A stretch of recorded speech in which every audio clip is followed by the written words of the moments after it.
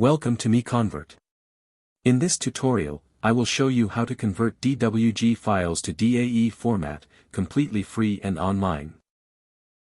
Open your browser and search for DWG today MiConvert.com. Click on the first result to go straight to the converter. You are now on the DWG to DAE converter page. The interface is clean and easy to use. Let's upload a file. Click the Choose File button. A file picker will open.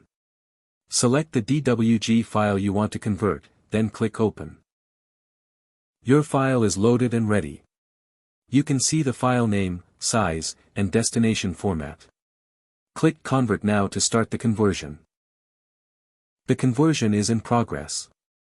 You can see the progress bar moving.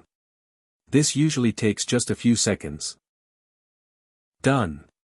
Your file has been successfully converted. Click Download to save the DAE file to your computer. That's it. Visit MiConvert.com for more free conversion tools. Subscribe for more tutorials. Thanks for watching.